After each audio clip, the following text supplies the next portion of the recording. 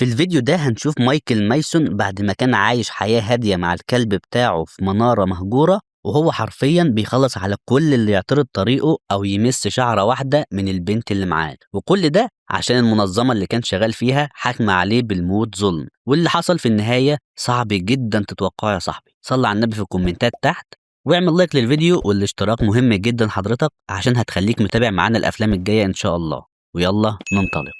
فيلم شيلتر لسنة 2026. ده كبير الليلة النهاردة واسمه مايكل مايسون. بنشوفه وهو في منارة مهجورة، وكان عايش هو وكلبه في المكان ده لوحدهم. وبعد شوية بتقرب منه مركب فيها راجل وبنته صغيرة كده اسمها جيسي، وبتنزل جيسي بصندوق وبتركب في قارب صغير، وبتفضل تقدف لحد ما بتوصل للشط، وبتاخد الصندوق وبتروح للمكان اللي عايش فيه مايكل وبتسيبه قدام الباب، وكمان بتحط فوقه هدية. وبيشوفها مايكل من فوق، وبعد ما بيتأكد انها ركبت القارب بينزل على تحت وبيشوف الهدية بس ما بيهتمش بيها، وبياخد الصندوق وبيدخل بيته وبيشرب له كاسين ويروق على حاله. وبعدها بيحط للكلب ياكل، وبيقعد هو يلعب شطرنج مع نفسه، وبيسمع في الراديو ان في رياح قويه جدا بتقرب منه، وان في اماكن معينه الوضع فيها هيبقى يعني معقد شويه، ومن ضمن الاماكن دي المكان اللي هو عايش فيه. والعاصفه دي هتبقى خلال الساعات اللي جايه. وتاني يوم الصبح بيقوم مفزوع من النوم وكان بيحلم بكابوس، بس بيرجع يكمل نومه تاني عادي. والجو بره كان بدأ يقلب، وبتجيله المركب بتاعت كل يوم. وكان خال جيسي خايف أحسن الجو يقلب أكتر من كده، وبيقول لها 5 دقايق تروحي وترجعي بسرعة، وبيأكد عليها ما تتأخرش عشان يلحقوا يرجعوا. وفعلا بتوصل الصندوق لباب مايكل، بس المرة دي بتخبط عليه، فبيستغرب مايكل وبيقوم يفتح بسرعة. وأول ما بيشوفها بيتضايق وبياخد الصندوق وبيقول لها ما تطلعيش هنا تاني. وقبل ما بيقفل بتحط رجليها على الباب وبتديله الهدية، وبتقوله البني آدمين العاديين بيقولوا شكرا، ها؟ قال لها برضه ما تطلعيش هنا تاني. اتعصبت وقالت له انا وخالي بنجيب لك الاكل، وحتى ما بتكلفش نفسك تطلع تسلم علينا. فبيتجاهلها وبيشيل رجليها وبيقفل الباب، وكل ده وخالها عمال يصفر لها، فبتسيب الهديه كالعاده وبتجري بسرعه. لكن للاسف العاصفه كانت خلاص عملتها وقلبت عليهم، وجيسي ما بتلحقش توصل لخالها وبتتقلب في البحر، وما بتعرفش تطلع من قوه الميه. والكارثه بقى لما مركب خالها بيغرق بيه هو كمان. وبيفضل كلب مايكل بيهوهو لحد ما بيلاحظ مايكل اللي بيحصل، فبياخد القارب بسرعة وبينزل بيه على البحر، وبينط فيه وبينزل عشان ينقذ جيسي. بس للأسف كانت متعلقة في الشبكة اللي في البحر، ومايكل بيحاول يقطع الشبكة عشان يطلعها، وفعلا بتطلع. وللأسف كان خلاص خالها غرق ومات.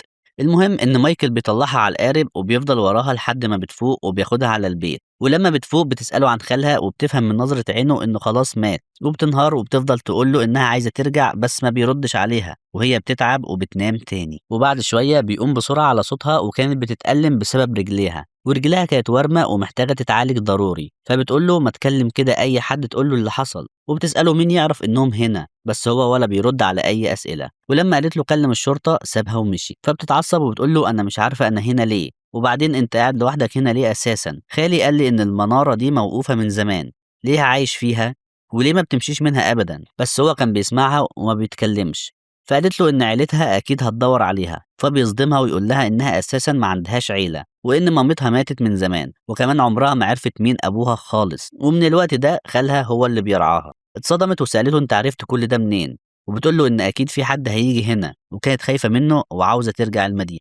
وهو بياخد الكلب بتاعه وبيطلع يتمشى شوية، فبتقوم وبتيجي على نفسها وبتفضل تدور في المكان وبتمسك أي حاجة تدافع بيها عن نفسها. ولما بتسمع صوته راجع بتجري تاني على السرير، وبتخبي السكينة تحت المخدة. وبالليل بيصحى على صوتها وهي بتحلم، فبيقرب منها عشان يفوقها، بس بتتخض وتمسك السكينة. فبيهديها وبيقول لها إنها ما بتتمسكش كده، وبيعلمها المسكة الصح.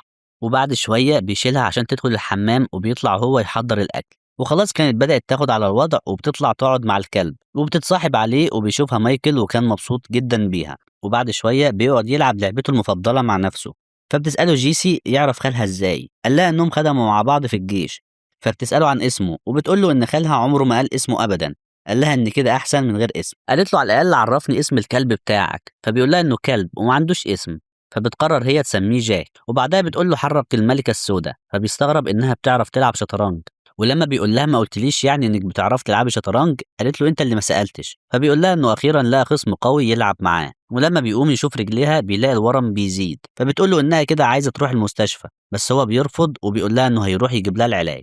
وفعلا بياخد القارب وبيروح المدينة وبيدخل يجيب العلاج، وكان بيحاول يتجنب أي كاميرا مراقبة. وجيسي في البيت بتشوف الرسومات بتاعته، وكان راسمها وهي قاعدة مع الكلب وبتفرح جدا بالصورة. على الناحية التانية كان في اجتماع في وزارة الداخلية البريطانية، وبتتكلم واحدة منهم وبتقول إن من 10 سنين فاتوا الحكومة قالت إنها مش هتجمع بيانات المواطنين أبدا، بس بعد الاختراق اللي حصل عرفوا إن في حد ما اكتفاش بجمع البيانات بس، لا ده كمان كان بيسجل مكالمات وبيراقب إيميلات، وإن اللي عمل كده شبكة مراقبة حديثة معروفة باسم الخبير الشامل. فبيقوم رئيس الشبكة دي وبيدافع عن نفسه وبيكون اسمه مانفورد، وبيقول إن البرنامج بتاعه دقيق وفعال في منع التهديدات، يعني دي مساعدة كبيرة جدا للحكومة. بس هي كانت متضايقة وبتقول له إن اللي حصل ده خارج القانون وعيب في حقهم عشان بيانات المواطنين تتسرب. قال لها إنهم في السليم ومفيش حاجة هيخافوا منها، بالعكس انتم المفروض تشكرونا على اللي بنعمله معاكم. قالت له طب بما إننا المفروض نشكرك خليني أعرفك بقى على اللي هيحصل، هيتفتح تحقيق رسمي معاك ومع رئيسة الوزراء، والبرنامج بتاعك ده هيتلغي تماما.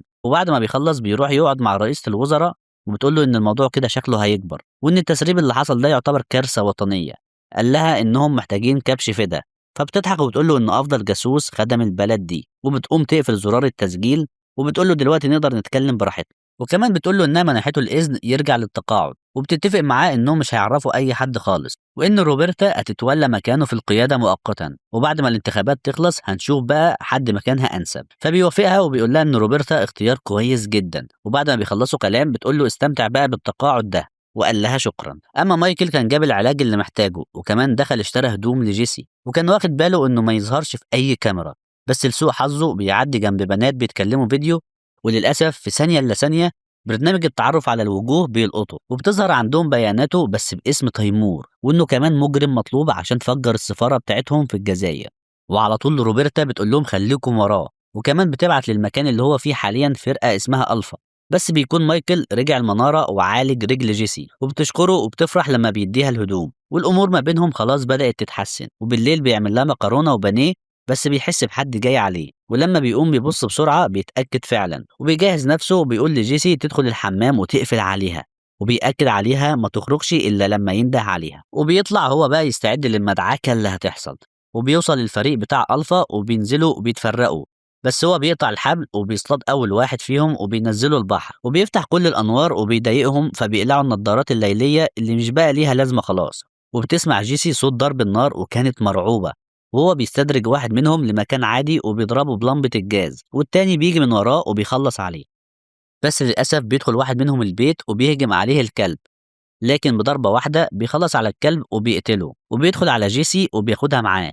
ومايكل كان لسه بيقتل فيهم واحد ورا التاني، وبيمسك واحد فيهم وبيخلص عليه بالمجداف بتاع المركب، بس بيسمع صوت جيسي بتنده عليه، فبيجري بسرعة وبيضرب اللي شايلها برصاصة وبيخلص عليه هو كمان، وبيروح بعدها يطمن عليها. وكل اللي حصل ده روبرتا وفريقها بيشوفوه لايف صوت وصورة، فبيقلبوا مايكل الناحية التانية بسرعة وبياخد منه السلاح بتاعه، وبيطمن جيسي انه هيرجع لها وما تتحركش من مكانها. ولما بيدخل البيت بيتضايق لما بيلاقي الكلب بتاعه ميت، فبيعتذر له، وبعدها بيقوم يكلم شخص وبيعرفه انه هيلم حاجاته وهيمشي دلوقتي، وبيتفق معاه يقابله في مكان معين. وبعدها بيتخلص من التليفون وبياخد جيسي وبيهربوا بالقارب. روبرتا وفريقها كانوا هيتجننوا حرفيا، وبيتأكدوا انه مش هو المجرم اللي اسمه تيمور، التاني كان غلبان وعلى قده.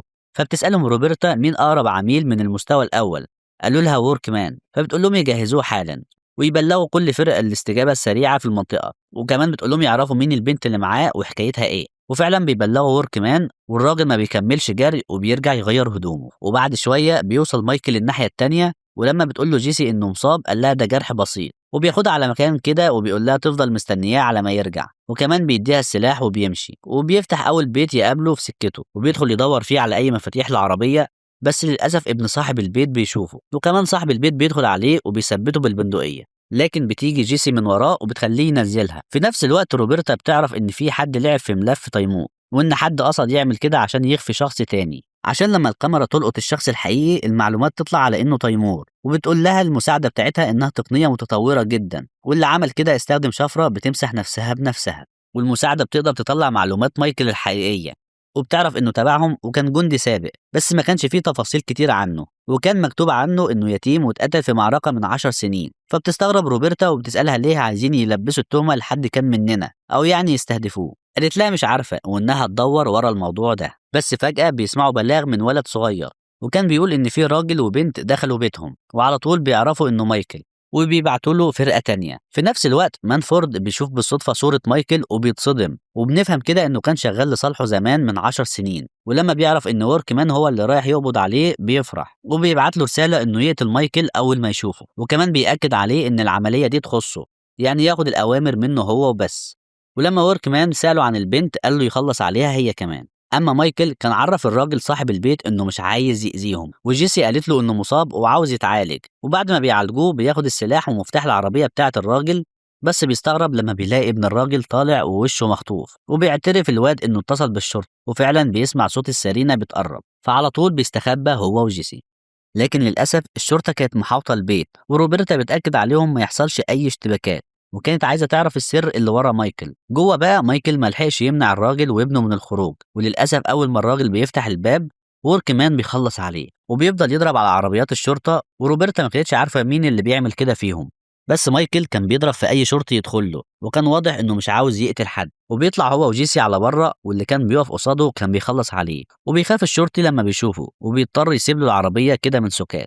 وبتتعصب روبرتا وبتقول لهم يتصلوا بوركمان، بس بيستغربوا انه قطع الاتصال ما بينهم، ومايكل بياخد العربية وبيجري، وطبعا ووركمان وراهم، وكان حرفيا زي ما بيقولوا كده حافظ مش فاهم، عنده مهمة وعايز ينجزها بأي تمن، وبيفضلوا كده يطاردوا بعض شوية حلوين لحد ما مايكل بيقدر يقلب عربيته وبيكمل طريقه مع جيسي، ووركمان بيطلع من العربية سليم وما حصلوش حاجة، وبيفضل ماشي على الطريق كده لحد ما بتيجي عربية، بس ما بيقدرش يعمل لها أي حاجة عشان عربية الشرطة كانت وراها، لكن للأسف بيخلص على الشرطي اللي نزل منها وبياخد العربية دي. في الناحية التانية روبرتا كانت هتتجنن من اللي بيحصل، وبتتصل برئيسها وبتسأله عن مايكل مايسون، ولما سألها عرفت الاسم ده منين، قالت له إنه هزم فريق بحاله لوحده من غير أي مساعدة، فبيقول لها الكلام اللي هقوله لك ده سري جدا، وبيعرفها إن من سنين عملوا برنامج سري، وكل اللي انضموا للبرنامج ده كانوا ناس مختارينهم بعناية جدا، وكانوا بيقولوا عليهم بلاك كايت، ودول عملاء غير مقيدين برقابة جهاز الاستخبارات، وكان مايكل واحد منهم، ده كمان كان من أوائل العملاء دول،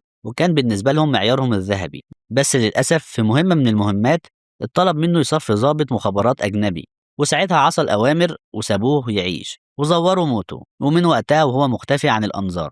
ولما سألته ليه عمل كده قال لها تقريبا كده في حد جنده ضدهم، وده برضه أكيد مقابل فلوس، وبيأكد عليها إن مايكل خطير جدا مش مجرد عميل، يعني ما تستهونش إنه مجرد قاتل مأجور ومفيش أي حاجة هتوقفه، وبيقول لها إنها لازم تحاول توقفه عند حد لأنه بالنسبة لهم بقى سرطان بينهش فيهم، فبتتصدم وبتقفل معاه، بس هي ما كانتش مرتاحة لكلامه، وكانت حاسة كده إن في جزء ناقص في الكلام، وعشان كده بتروح للمساعدة بتاعتها وبتخليها تنقل لها كل معلومات البلاك قايت، وبتعرف إن مايكل كان بيساعد عالم، ووقتها عرفهم كل تفاصيل مشروعه النووي، وبعد ما ساعدهم غدروا بيه، وبدل ما يأمروا مايكل بحمايته أمروه بقتله، وساعتها مايكل رفض يموته، لكن للأسف كان مانفورد بيراقبها وبيعرف إنها نخورت في الموضوع.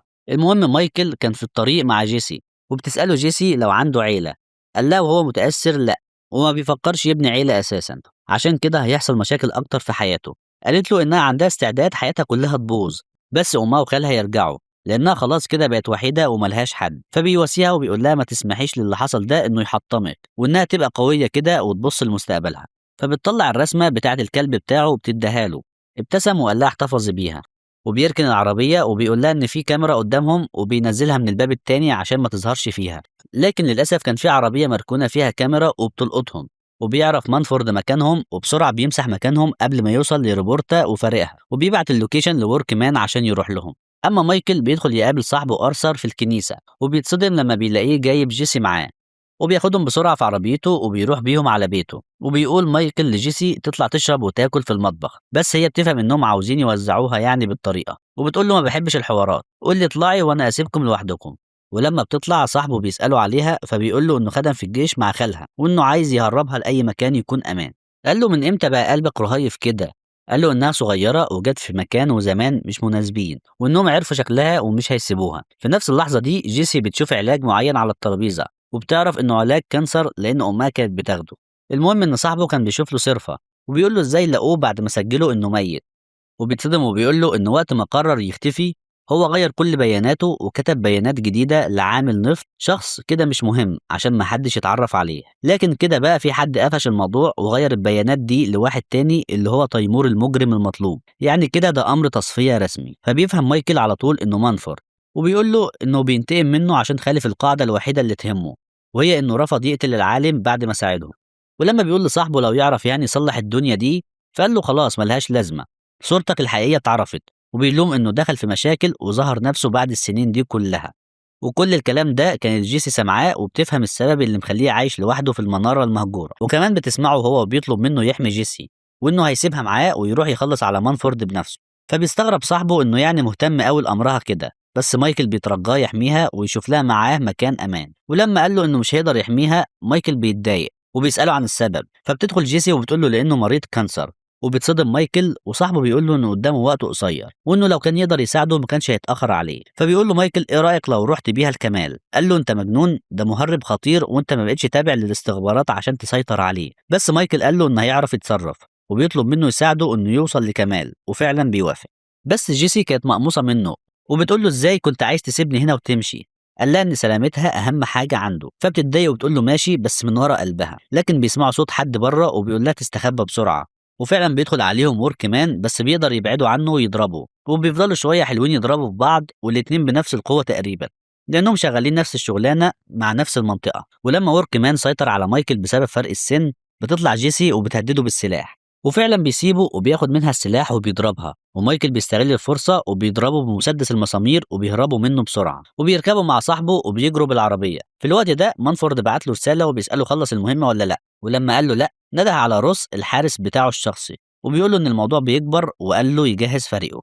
ارثر بيوصلهم بالعربيه وبيأكد عليه مره ومليون ابعد عن الكاميرات، فبتشكره جيسي وبياخدوا عربيه تانية وبيمشوا. وفي السكه بتقول له انها مش المفروض تقول كده بس هي عايزه تقول، وبتعرفه انها بقت شبهه في كل حاجه، خلاص تقريبا ملهاش عيله وهتعيش حياتها هربانه. قال لها انها مش شبهه وانها هتعيش حياه جديده من غير ما تهرب تاني. ولما بتقول له انت هتعمل ايه؟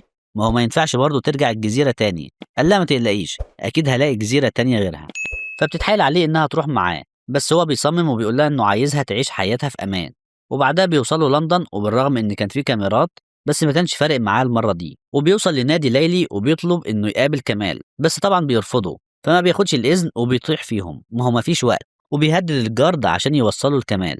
وطبعا مانفورد بيشوفه ولما جه يمسح موقعه بسرعه ما بيعرفش، وده لان مساعده روبرتا كانت وقعته في الفخ خلاص، وكده هما الاتنين عرفوا مكانه. اما مايكل بيقول لكمال انه عايز باسبور جديد ومكان جديد محدش يعرف يوصل له. ولما كمال قال له لا، قال له هو انت فاكر مين اللي سمح لك تعيش السنين دي كلها من غير عقاب؟ لا ده كمان كل اعدائك اتقتلوا. وبيقول له ان مانفورد بقى خطر عليهم دلوقتي اكتر من زمان، وان زمانه عرف مكانه بالكاميرات و10 دقايق وهيكون هنا. وبيعمل معاه اتفاق انه يهرب جيسي وفي المقابل انه هيروح يخلص على مانفورد بنفسه ويدفن معاه كل اسرارهم، وطبعا بيوافق. في الوقت اللي كان بيجهز له الدنيا بتلومه جيسي وبتقول له انها عادي لما تكمل معاه يعني، ولما رفض قالت له يبقى وعدني انك مش هتتقتل، فبيسكت وما بيرد.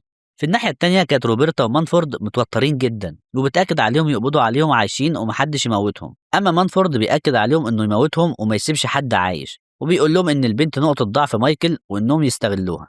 اما كمال بيظبط الدنيا لمايكل وبيعرفوا ان القارب هيتحرك بعد نص ساعه بالظبط ومش هيستنى حد. بس للاسف كانت رجاله مانفورد وصلوا، وبتشوفهم روبرتا وبتتضايق وبتقول لرجالتها تنجز هي المهمة بسرعة. ومايكل بيقابل رجالة مانفورد وبيحاول انه يهرب منهم بجيسي، بس للأسف هم كانوا كتير جدا عشان عارفين اللي ممكن يعمله وبيقدروا ياخدوا جيسي. فبيتصل بأرثر صاحبه وبيقول له انه يساعده، وفعلا بيخترق الكاميرات وبيعرفوا الطريق. وبيطلع مايكل وبيحاول يوصل لهم بسرعة، ولما فريق روبرتا حاول يوقفه بيضربهم، واي حد بيقابله كان بيخلص عليه لحد ما بيقدر يوصل لجيسي وبتحضنه وهي خايفة، فبيطمنها وبياخدها على المينا وبيودعها قبل ما تركب القارب. بس هي بتنهار وبتفضل تتحايل عليه تفضل معاه يا اما يروح هو معاها، وبتقول له انها ملهاش اي حد غيره في الدنيا دي. بس فجأة حد بيضرب عليهم نار فبيرميها بسرعة في القارب، واللي بيضرب عليهم ده بيطلع وركمان وبيستخبى منه لحد ما بيتأكد ان جيسي بعدت، وبيطلع له وبيضرب فيه بأي حاجة قدامه، وما خدش في ايده دقيقتين وكان مخلص عليه. وتاني يوم الصبح بيكون مانفورد في بيته وبيتفاجئ لما بيلاقي الرجالة بتاعته ميتة بره، وبياخد الصدمة الكبيرة لما بيلاقي مايكل وراه. ومانفورد بيتكلم معاه وبيقول له انت خنتني وخالفت القواعد. فرد مايكل وقال له انت دخلت البنت في وسطنا وهي ملهاش ذنب. ومانفورد حاول يهدي الوضع وقال له خلينا نرجع زي ما كنا، فقال له لا مش هينفع، انت اللي اجبرتني ان ارجع اقتل تاني دلوقتي وخلص عليه. وبعد فترة في اسبانيا كانت جيسي قاعدة في كافيه، وكانت روبرتا لسه بتراقبها عشان واثقة انها توصلها لمايكل. بس جيسي كانت دايما بتدي ظهرها للكاميرا وما كانتش تعرف انهم شايفينها في انعكاس الازاز، وفعلا بيبعت لها هديه، او اول ما بتفتحها بتعرف على طول انه هو، وكان واقف وراها ومبسوط انه شافها. بس لما هي بتبص وراها ما بتلاقيهوش، لكنه خلاص حست انه موجود معاها ففرحت وابتسمت. وبس يا صاحبي، لو وصلت لحد هنا فده معناه ان تلخيصي عجبك. ما تنساش تدعمني بلايك وتشترك في القناه عشان ده بيفرق معايا جدا ان استمر. ولو عندك اي تعليق او نقد على تلخيصي يا ريت تكتبه لي في الكومنتات تحت، واشوفك الفيديو الجاي مع فيلم جديد، وسلام.